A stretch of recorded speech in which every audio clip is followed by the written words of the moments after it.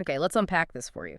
Think back to late September 2025, just a 48-hour window, really.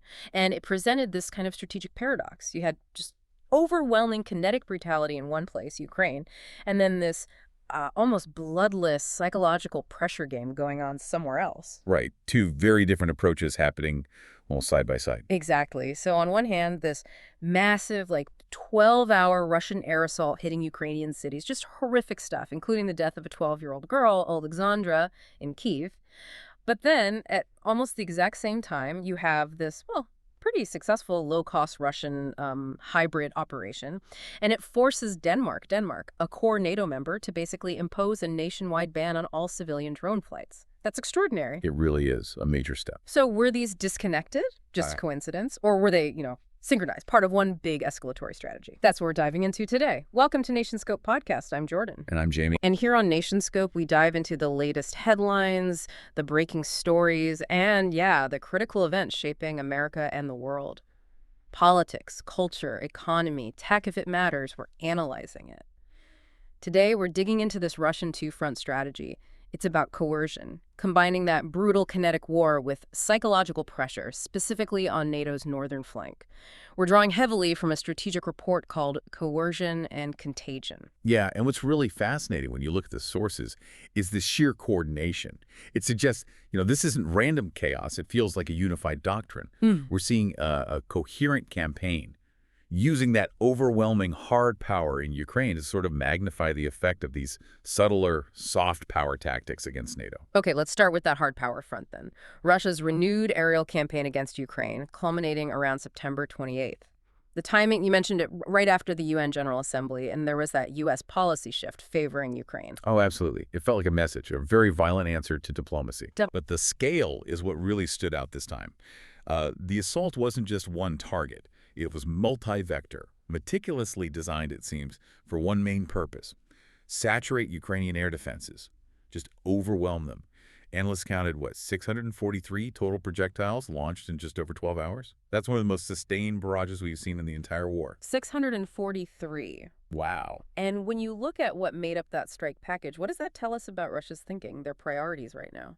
Well, it reveals a lot about their current attrition strategy. It was heavily weighted towards deception and just exhausting the defenders. So out of those 643, get this, 595 were low-cost drones and decoys, mostly those Shahed-style one-way attack things. Okay. The remaining 48, those were the high-value sophisticated missiles. Right, the expensive stuff. Exactly. You had 2 KH-47M2 Kinzhal air ballistic missiles, the really fast ones. Yeah. Then 38 KH-101 air-launched cruise missiles and 8 Kalibr sea-launched cruise missiles. So they're mixing their most advanced precision stuff with, the cheapest mass-produced attack drones they have. So the idea is the fancy missiles hit the really important targets, but those huge swarms of cheap drones... They're basically just there to soak up Ukrainian air defense missiles. Like cannon fodder. Precisely. That's the economic and logistical warfare angle. These swarms force Ukraine to burn through its very expensive Western-supplied interceptors, the missiles for Patriot systems, NASAMS, on targets that cost, a tiny fraction of the interceptor itself. Right. It creates this completely unsustainable trade-off for Kyiv, financially and logistically. The goal is clearly to deplete Ukraine's air defense stocks faster than the West can possibly resupply them. Okay, but here's where it gets, really disturbing. Russia's Ministry of Defense, they claim they only hit military infrastructure. Standard line. Yeah, we hear that a lot. But the evidence on the ground, it seems to completely contradict that. It points towards, frankly, a deliberate campaign against civilian life. What did they actually hit? The ground reports are pretty damning and widespread. The attack hit 7 regions, but Kyiv really took a heavy blow. We saw reports, verified reports, of precision strikes on multiple residential buildings. One 5-story apartment block partially collapsed. A kindergarten was hit. A kindergarten. Yeah. And critical civilian facilities, too, like a bread factory, a tire plant, things essential for daily life. And then there was that attack on the medical facility. That seems particularly egregious, maybe pointing directly to an intent to spread terror. Yes, the direct hit on the Institute of Cardiology. That strike killed a nurse and a patient. These are people explicitly protected under international law. When you see them using their most advanced, precision-guided missiles like the Kinzhal and hitting a hospital, Well, it strongly suggests that inducing terror, which fits patterns we've seen in Chechnya, in Syria, was actually a primary goal here, not just collateral damage. It's just awful. The human cost. At least 4 confirmed civilian deaths in Kyiv alone, including Alexandra, that 12-year-old girl, and over 70 injured across the country.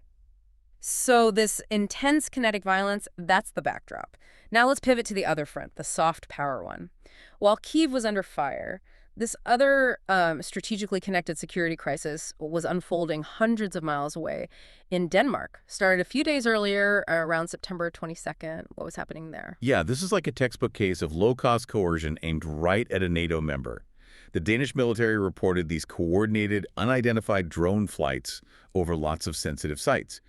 It wasn't just random buzzing, it seemed systematic. Where were they flying? Places like Copenhagen Airport. They actually forced it to close for 4 hours. Imagine the disruption. That's huge. Yeah, and also over other airfields out on the Jutland Peninsula, plus military bases, places housing fighter jets.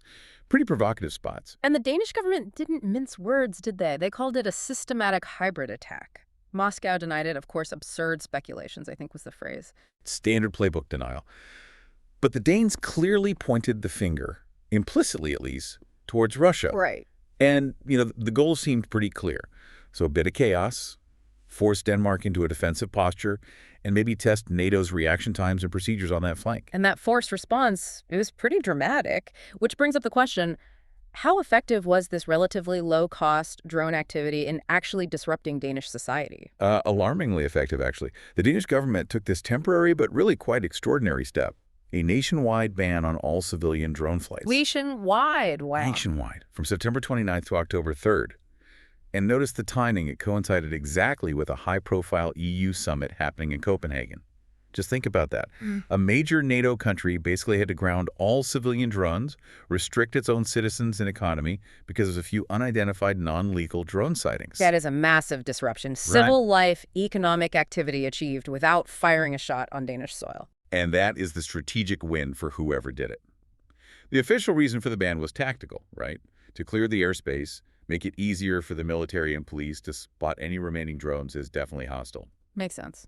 But the deeper win for the perpetrator is forcing that disruption, imposing restrictions on a sovereign nation, and doing it all with plausible deniability.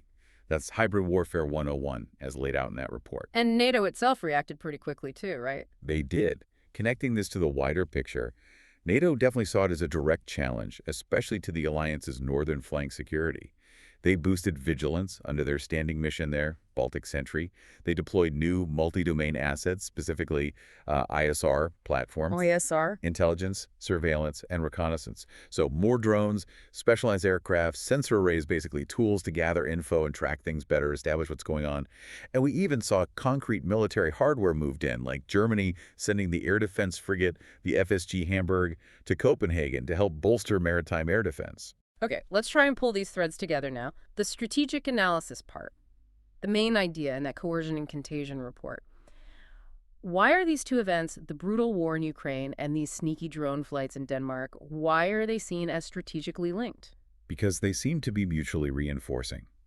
The sheer brutality in Ukraine is used as leverage. It amplifies the psychological impact of the ambiguous threat in Denmark. You could almost call the timing of the key attack diplomacy by fire. It's like a violent statement saying, your international political support for Ukraine, this is our answer. Overwhelming force. Okay, I see that. But crucially, that hard power violence acts as the threat amplifier for the hybrid stuff. I mean, unidentified drones over an airport are worrying any time. But when the country potentially behind them is simultaneously launching nearly 650 projectiles, including Kinzhals, just across the border in Ukraine, suddenly those little drones feel a lot more menacing, like a terrifying precursor. The conventional war makes the hybrid threat psychologically explosive. That sounds like a deliberate strategic trap. It puts Western decision makers in a really tough spot, doesn't it? A dilemma. It's basically the classic hybrid coercion playbook, a no-win situation. If NATO or Denmark reacts too aggressively to the drones, they risk escalation, potentially uncontrolled escalation, with Russia. If they react too weakly, well, deterrence gets eroded, they look ineffective. Right. And if they do what Denmark did, impose self-restrictions like the drone ban, they're essentially doing the aggressor's work for them by disrupting their own society.